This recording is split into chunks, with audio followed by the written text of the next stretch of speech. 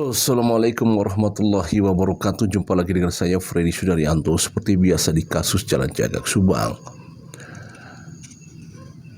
bahwa kalau satu kata bahwa kita apresiasi bahwa memang ada kesungguhan dari Polda Jabar untuk mungkin saja mempercepat daripada proses yang diduga barangkali ada pelanggaran. Kenapa? Karena belum lama kita dengar bahwa ada pelaporan. Ada pelaporan dari salah satu saksi yang berkaitan dengan masalah memasukkan tanda tangan. Dan disebutkan di sana inisialnya Y dan disampaikan juga sebagai ketua. Dan hari ini memang ada pemeriksaan salah satu saksi. Ya, ada salah satu yang kemungkinan adalah memang mungkin saja ini tidak lanjut daripada apa yang sudah dilakukan pelaporan oleh salah seorang saksi. Ya, tentu sangat beralasan sekali memang bahwa karena memang ada pelaporan sehingga akan dicari informasi untuk menyampaikan bahwa ada sesuatu hal yang bersifatnya pemalsuan tanda tangan. Tentunya akan dikonfirmasi sehubungan dengan pemalsuan tersebut. Apakah benar bahwa tanda tangan tersebut adalah tanda tangan yang dipalsukan? Ya, semua berkaitan dengan pastinya adalah pembuktian nantinya, karena pasti pada saat disampaikan oleh pihak penyidik apakah ini benar bahwa Anda memalsukan tanda tangan, tentu adalah harus ada memang yang kapan dilaksanakannya, kapan terjadinya ya pemalsuan itu. Kemudian ada pembuktian tidak bahwa orang ini yang memalsukan tanda tangannya. Nah, tentu seperti itu ya. Tapi adalah yang kita bahas sekarang adalah ada gerakan yang memang merespon apa yang disampaikan oleh pelapor. Memang betul bahwa berkaitan dengan lapor melapor itu akan lebih efektif dibanding kalau kita hanya menyampaikan via media sosial atau media elektronik, misalkan lewat aplikasi atau aplikasi WhatsApp. Karena sekali lagi dengan pelaporan jelas di sana resmi ya, ada dibubuhkan tanda tangan siapa pelapor, siapa terlapor, dan itu tentunya akan ditindaklanjuti.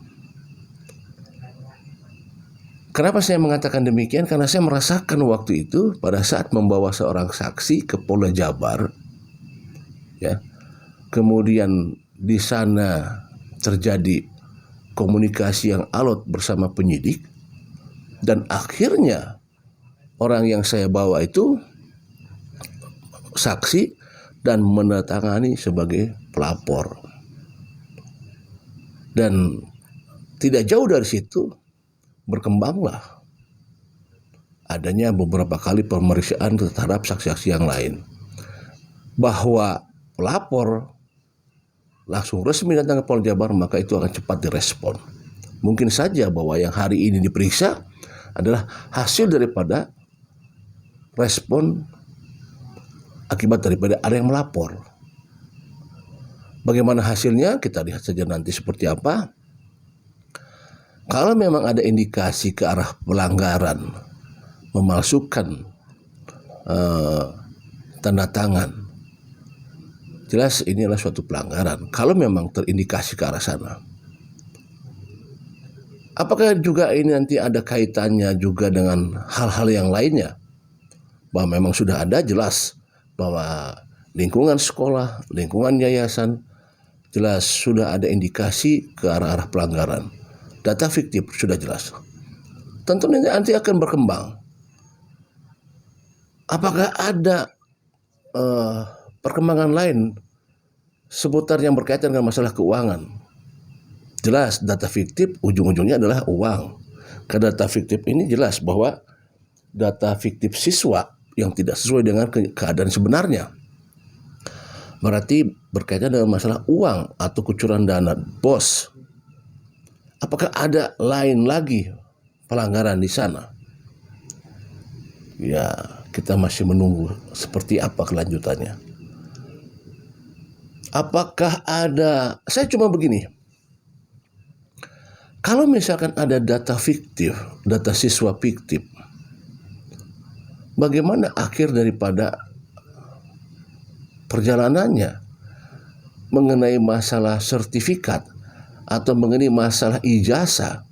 Bagaimana kaitannya dengan ijazah? Mereka murid-murid yang sekolah di sana, bagaimana dengan ijazah? Apakah mereka mendapatkan ijazah? Apakah, ya ini sekali lagi bentuk pertanyaan ya, seperti itu. Tapi ya jelas bahwa gerak daripada Polda Jabar begitu cepat, maraton, karena kita ketahui pada saat persidangan kemarin, ya, persidangan kemarin sebelum vonis hakim, itu terjadi pemeriksaan di Polsek Segala Herang. Lebih dari 21 orang diperiksa.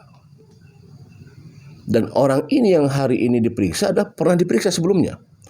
Di tanggal 30 kalau nggak salah, tanggal 30 Juli yang bersangkutan diperiksa dan hari ini diperiksa. Kemudian juga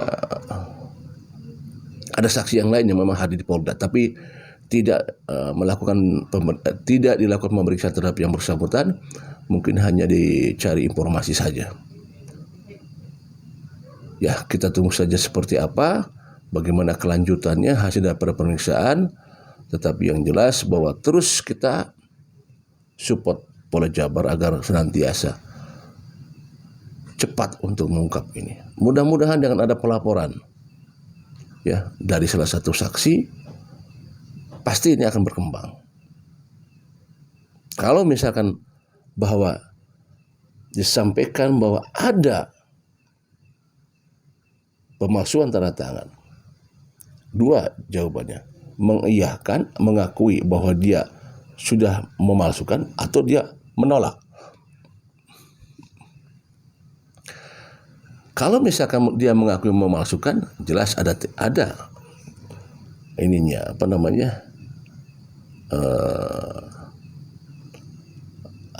ancamannya. Kalau dia misalkan menolak juga,